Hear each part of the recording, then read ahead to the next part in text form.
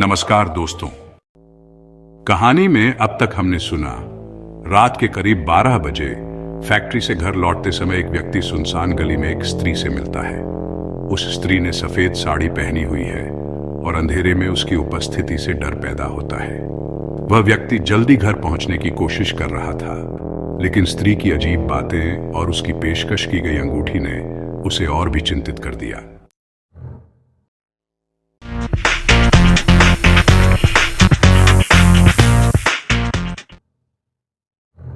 तो जब स्त्री ने मुझे अंगूठी देने की पेशकश की तो उन्हें साफ साफ इनकार करते हुए मैंने खुद को उस अंगूठी से दूर किया और थोड़ा पीछे खिसक गया। मैंने एक बात गौर किया कि मेरे इतने बेरुखीपूर्ण रवैये के बाद भी उनका चेहरा बिल्कुल शांत था और इतने बेरुखीपूर्ण अस्वीकृति से वह थोड़ा भी विचलित नहीं हुई। मुझे पता नहीं क्यों ग्लानि भी हो रही थी, पर मैं जानता था कि मैं जो भी कर रहा था सही कर रहा था।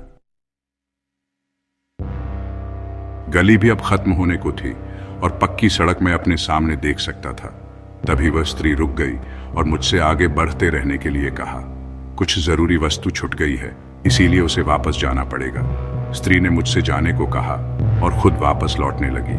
मैंने उसके साथ चलकर उसे घर तक छोड़ने की बात कही तो शुक्रिया कहते हुए उन्होंने मना कर दिया। तब एक दूसरे को अलविदा कहते हुए हम अपने गंतव्य की ओर भी आज चले। घर आकर हाथ मुंह धोया। मेरा पूरे बदन दर्द से दुख रहा था और बुखार भी था, शायद हल्का हल्का। निर्मला भी मुझे देखकर जाग गई थी।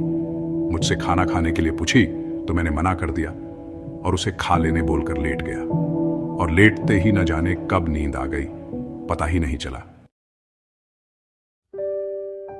अगले दिन फिर अपनी दिनचर्या शुरू हो गई। तड़के तड़के उठकर सुबह का व्यायाम, नहा धोकर बेटे को विद्यालय पहुंचाना, नाश्ता करके फिर ऑफिस को भागना। काम के दबाव से कब सुबह से दोपहर हो गया पता ही न चला। मेरे सहकर्मियों ने खाना खा लेने को कहा। हम लोग आपस में बतियाते हुए खाना खाने लगे। बातचीत के क्रम में सामने वाले की अंगूठी देख मुझे बीती रात की घटना याद आ गई। बीती रात की घटी सारी घटना मैंने उन लोगों को बताई। फिर क्या, सबको खींचाई करने का जैसे बहाना मिल गया हो। तुम इतने स्मार्ट हो ही तुमसे सगाई करना चाहती होगी, गिफ्ट समझकर रख लेते। आधी तरह तरह की बातें करने। जल्दी जल्दी अपना खाना खत्म कर वहां से खिसकना ही मैंने बेहतर समझा और फिर अपने काम में लग गया। मुझे भी कहीं से सहकर्मियों की उलझुल बातें सही प्रतीत होने का गलत फहमी हो रही थी कि सच में शायद मैं अच्छा लगा होगा, इसलिए वह अंगूठी मेरे तरफ बढ़ाई होगी और मैं अपने काम में व्यस्त हो गया। दैनिक उत्पादन का दबाव ज्यादा होने के कारण आज भी रात के 12 बज गए, पर आज साथ में एक सहकर्मी भी था जो घर वापसी में मेरे साथ साथ हो लिया। थोड़ी दूर तक साथ चलने के बाद वो अपने घर के लिए दूसरी तरफ मुड़ गया और मेरे आंखों के सामने फिर से वही संकरी गली थी। मैं उधेड़-बुन में था कि क्या करूं क्या ना करूं। आज फिर से उसी गली में घुस गया, जैसे कोई मुझे बुला रहा हो या मैं खुद से जाना चाहता था, पता नहीं। हाथ में टिफिन बॉक्स लिए मेरे कौतुकपूर्ण कदम धीरे धीरे आगे बढ़ाते जा रहे थे। आज कुत्ते नहीं दिख रहे थे। कहाँ गए सब? बहुत अजीब बात है, एक दिन में इतने परिचित हो गए ये बेजुबान जानवर मुझसे। मस्जिद वाली मोड़ से घूमा और थोड़ा आगे बढ़ा ही था तभी पीछे से आवाज आई, जनाब जरा ठहरिए। मैं ठिठका, पलट कर देखा। लहराते हुए सुनहरे बालों वाली यह वही महिला थी जो पिछले दिन मिली थी। लंबी सी बिंदी लगाए काली साड़ी में, चेहरे पर एक तेज लिए हुए, मस्जिद के पास खड़ी मुस्कुरा रही थी। इतने अंधेरे में भी एक प्रकाश था उसके चारों तरफ। अजीब सा एक आकर्षण था उसके चेहरे पर। आज भी आपकी मदद चाहिए, मुझे मिलेगी, उस स्त्री ने एक मुस्कान के साथ कहा। मैं हाँ बोलूं या ना कुछ समझ में नहीं आया, फिर भी हामी में सर हिला दिया। वह मेरे साथ हो ली। आज चुप नहीं थी वह, बोले ही जा रही थी जैसे मेरा ही इंतजार कर रही हो कि क्या क्या बताना है, पूछना है, मानो सब पहले से ही सोच रखी हो। मैं कौन हूं, कहां रहता हूं, घर पर कौन कौन है, मेरी पसंद नापसंद वगैरह वगैरह। सवालों के तीर एक एक करके वो फेंकती ही जा रही थी। इसी तरह सवालों का जवाब देते हुए उसके कदम से कदम मिलाए आगे बढ़ा जा रहा था।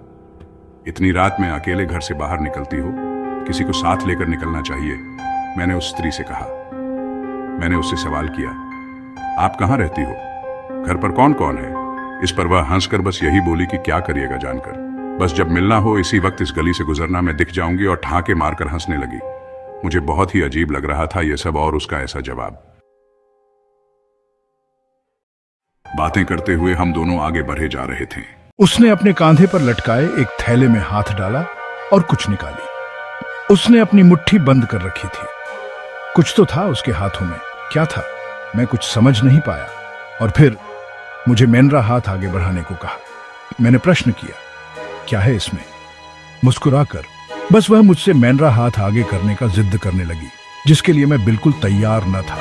जब अपनी बंद मुट्ठी उन्होंने न खोली तो मैंने भी साफ साफ मना कर दिया कि हम लोग कितना जानते हैं एक दूसरे को, और ऐसे ही किसी अनजान से बंद मुट्ठी से मैं तो कुछ न लूंगा। जब मैं नहीं माना तो अंततः उन्होंने अपनी बंद मुट्ठी खोली।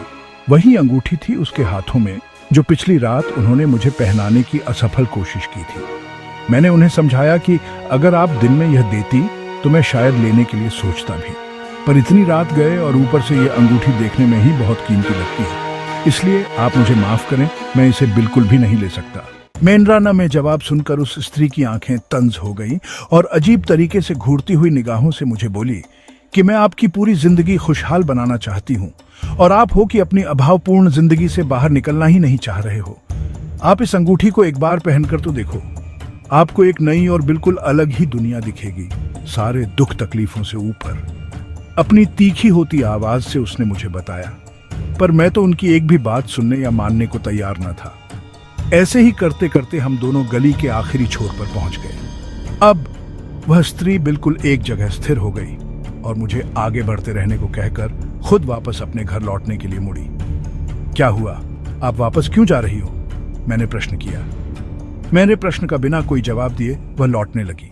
मुझे उसका ऐसा रवैया बहुत ही विचित्र लगा कि जब उसे कहीं जाना ही न था तो आखिर क्यों आई मेरे साथ गली के इस छोर तक। हाँ, लौटते वक्त मुझे केवल एक बात कह गई कि जब कभी मिलना हो या यह अंगूठी चाहिए तो इस गली से गुजरना, मैं आपको मिल जाऊंगी। मैं कुछ न बोला और तेजी से उस गली से बाहर मुख्य मार्ग पर आ गया।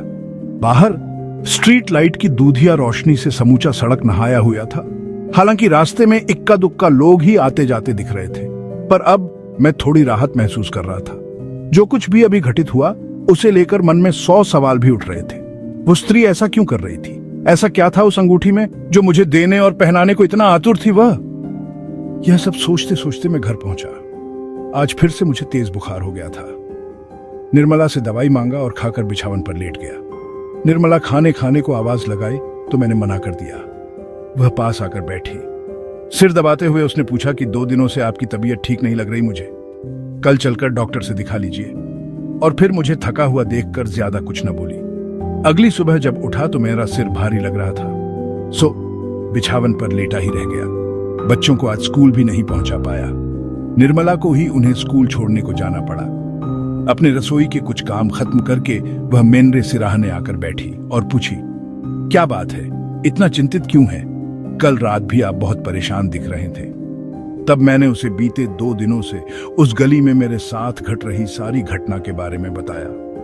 मेरी बातों को सुनकर उसने मुझे भरोसा दिलाया कि चिंता मत करो, कुछ नहीं होगा, सब ठीक हो जाएगा। फिर वो अपने गृह कार्य में तल्लीन हो गई। मैं भी आंखें बंद कर बिछावन पर ही लेटा रहा। थोड़ी देर बाद निर्मला आवाज लगाई कि नहा धोकर तैयार हो जाओ, घर पर किसी को बुलाया है। मैंने पूछा, किसे? उधर से आवाज आई, जब आएंगे तो खुद ही देख लेना। 1 घंटे बाद हमारे परिवार के पुरोहित जी की दरवाजे पर दस्तक हुई। हम दोनों ने उन्हें चरण स्पर्श किया। पत्नी उन्हें बैठने के लिए कुर्सी दी। पुरोहित जी बड़े ही ध्यान से मुझे देख रहे थे। निर्मला पुरोहित जी के लिए कुछ जलपान लेकर लाई। जलपान करने के पश्चात थोड़ी देर तक इधर उधर की बात करने के बाद पुरोहित जी ने मुझे अपने पास बुलाया और सिर पर हाथ रखकर अपनी आंखें बंद की। फिर पिछले 2 दिनों में मेरे साथ जो भी घटित हुआ उसके बारे में विस्तार से पूछा। मैंने उन्हें सारी बातें बताई। पुरोहित जी का चेहरे पर तनाव मैं साफ साफ देख सकता था। पुरोहित जी ने अपने थैले से भभूत निकाला और मेनरे ललाट पर लगाया। वहीं बैठी पत्नी ये सब बहुत ध्यान से देख रही थी। वो स्त्री और अंगूठी का असली रहस्य क्या था? क्या वो वास्तव में मेरी जिंदगी को बदल सकती थी? क्या मेरी तबीयत बिगड़ने के पीछे उस अनजान स्त्री का कोई गहरा मकसद था? क्या पुरोहित जी मेरे साथ घट रही घटनाओं का सही कारण जान पाएंगे? क्या वे मुझे कोई समाधान देंगे? वो अंगूठी और रात की घटनाएं एक संयोग थी या इनमें छुपा था कोई बड़ा खतरा? क्या उस स्त्री ने मुझसे सिर्फ एक अंगूठी ही देनी थी या उसका कोई और छुपा उद्देश्य था? इन सवालों के जवाब जानने के लिए इंतजार करें अगले पार्ट का। चैनल को सब्सक्राइब करना ना भूलें, वीडियो को लाइक और शेयर जरूर करें। तब तक के लिए अलविदा दोस्तों।